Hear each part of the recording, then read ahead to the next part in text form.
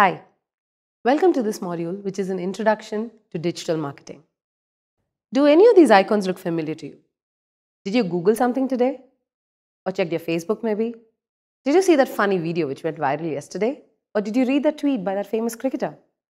If you did, then you're a part of the digital world, along with 3 billion other people, which is 40% of the world's population. Wow, that's a large number. And wherever there are a huge number of people, there is huge marketing opportunity, which is what digital marketing is all about.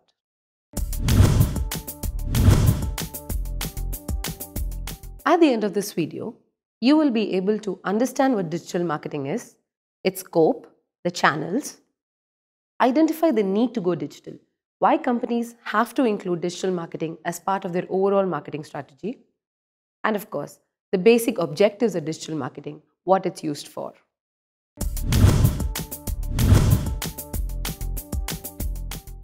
As I mentioned before, there are 3 billion people who are online today, which is close to 40% of the world's population. Who are these people? What are they doing? How are they doing it? We'll take a look at that. 62% of these people are browsing the internet through their computers or desktops. 31%, which is again a huge number, are doing so through mobile devices, through their mobile phones. The smartphone revolution has made this possible. And 7% do so through tablets. You will be surprised to know that of the total time spent on media, on electronic media or otherwise, 54% of the time is spent on online media. Of the 54% that people spend on online media, 28% is social marketing, which is in most cases Facebook. 13% is microblogging, which again is about Twitter. And the rest of the activities are a mix of updating blogs, reading news, watching TV online, and other activities. What does this translate? When people are spending so much time on a media, there is huge opportunity for you to reach out to them during that time. And this is a result. If you will see this graph, you will notice that budgets for paid search advertising and display advertising, both of which are fundamentals of digital marketing, have been increasing over the years. This year, it is estimated that there will be a spend of $126 billion. The increase in digital spend is almost 3 times the increase in the total ad expenditure for marketing. When we spoke about search advertising, where is this money being spent? This again is related to where is the time being spent. This graph shows you that the Google search engine has the largest chunk, followed by Baidu and Yahoo and Bing. When people invest on search advertising, they put up ads on the search network. I'll show you what I'm talking about. This is the Google search engine results page for a query office bags for women. You will notice that apart from the organic stuff that you see on the page, actually which is way down the page, the ads dominate the page. These are sponsored results and you will see a slightly yellowish orange tag indicating that they are ads. What happens if I have found a website that I want to go to and then I leave the search engine page? This is what happens. In this case, I was looking for sites about cakes and baking and I came to this website. But there's an opportunity for me to see an ad here as well. So there you go. Houses for rent in Chennai. As you saw in a previous slide, 28% of your time is spent on social media, which in most cases is predominantly Facebook. But Facebook has space for ads too. In this example, you can see ads for furniture, for childwear, and for sunglasses. Email marketing is another important branch. Have you ever got emails about loans or construction of new houses or about eBay or Amazon, any new offers? If you have, you know what I'm talking about.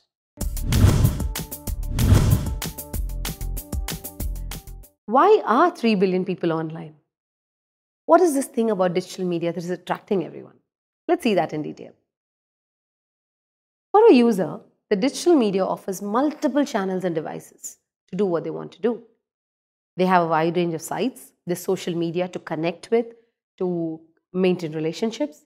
There's cross-device integration. You can start on a desktop, go through a mobile and end on your tab. There's also better decision making. There's huge number of choices. Want to buy a bag? There are 10 sites that will offer you one, with 5 sites probably offering you better discounts than what you can get at the store. And of course, they're easy to buy and return. They're going to come home and deliver it to you. And if you want to return it, in most cases, they're going to pick it up as well. And of course, with wallets and other payment gateways, buying online is easier than ever before. For a marketer, there are loads of reasons. Relevance. I want to compare this aspect to traditional advertising. If you are driving down a road and you see a hoarding about, let's say, jewelry, you may or may not be wanting to buy jewelry at that point. You may not have the money for it or may not be in the mood for it. But if you are looking online and say, want to buy earrings online or want to buy jewelry online, and you see ads that are relevant to you from a jewelry store, that has an extremely high degree of relevance as compared to the hoarding that you see on the road. Personalization. In a lot of cases, Google and Facebook and other sites that you use collect a lot of information about you, which is legal, but they can use this information to create a better advertising experience for you. You can even see emails where your name is highlighted. For example, I see emails that read, "Hello Jasmine, would you like a loan today?" Or you could see ads that could be based on your previous browsing history. If you've been shopping for diapers for your kid, you could see ads that say, maybe you should buy a new diaper bag again. Cost effectiveness is a big driver for digital marketing. Traditional media over time has become super expensive. Placing an ad in the newspaper or buying a hoarding for a month is a large outlay of money. Whereas digital marketing can probably start it off with 1/10 of that investment. The digital media is also an extremely measurable media. Going back to the example of the road and the hoarding, you may not have an exact count of how many people actually saw the ad on that hoarding. You will not know how many people went into your store because of that hoarding. And you will never know how many people bought that particular item because of what they saw on that particular road. Unless, of course, that was the only marketing media that you were using at that point of time. But digital media, you can track this to the very last click. You will know how many people came to your site, from where they came, what they saw on your site, and what they bought, what was the value of that purchase, and when they come back again, you can track that as well. Digital campaigns are extremely scalable campaigns. If I create a campaign for the US today, I can easily replicate it for India tomorrow. There's no permissions involved, there's no time involved. It's all done within a few clicks. How engaged can you be with the hoarding on the road? Can you talk to it? Can you change it? You can't. But you can be super engaged with an interactive ad that you see on a website. We will see examples later where you can actually make the ad work for you. You can make characters in the ads do different things by clicking your mouse around. That is engagement. What do I mean by a level playing field? If I were a small little business, obviously I will not have the monies involved to compete with a large player, a national player. But you can do so in digital marketing. You can actually decide where your ads will show, to how many people they will show, and if your ads are of high quality, you might actually end up paying lesser than the bigger players in your market. And of course, there is the ability to go viral. How many of your friends ever passed down a paper cutting to you and said, "Wow, look at this ad"? Not likely. But a lot of them must have shared a wonderful ad on their Facebook profiles. And that multiplies. That is free advertising. Let's look at the objectives of digital marketing. Driving sales and leads. This is direct response marketing, where your campaigns will get people to buy something from your website. In some cases, they may not want to buy something, but probably convert to a lead, where they will sign up for a quote or sign up for a subscription. If you're a small brand that nobody knows about, or if you're a huge brand but introducing a new product, a new addition to your product line, and you want to increase brand awareness, digital marketing is the answer. For businesses that are not really selling a product and don't need sales or leads, or not advertising a product, but just want people to come to their site, could be a news site, could be a blog about cooking, could be something about the environment that you want to talk about, Basically, you're driving people to your site, and this can be done through digital marketing.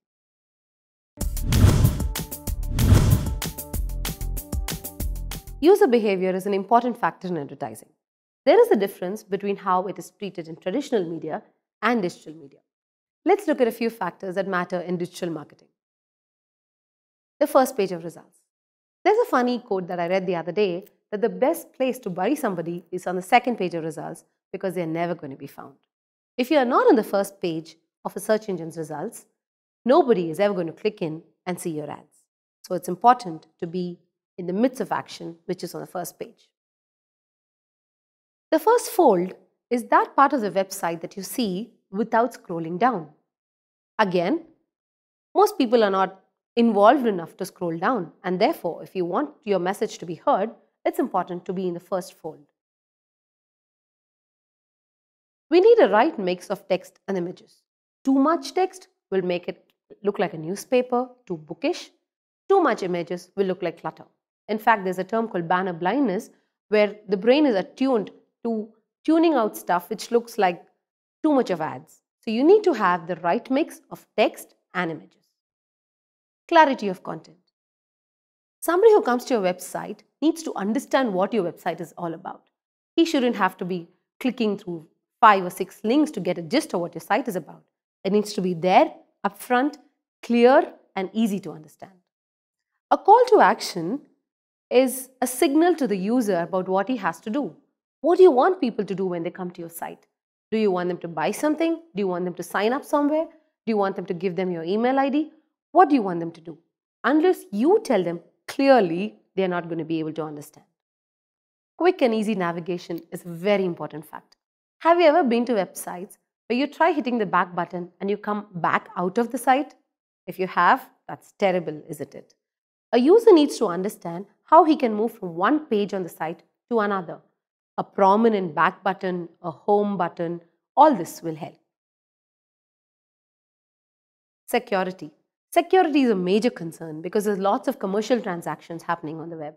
You put in your credit card details, you don't want to be phished, or you don't want to end up spending a lot of money unintentionally.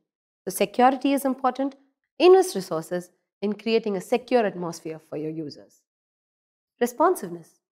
In this world of social media, where people expect you to talk back to them, brands have a very important responsibility of responding back to the user. If somebody posts on a brand's page that I didn't get this product or it was bad, it becomes important for the brand to respond back and say, we're sorry, we will look into it. If you don't, that leaves a very bitter taste in the user's mouth. So watch out for responsiveness.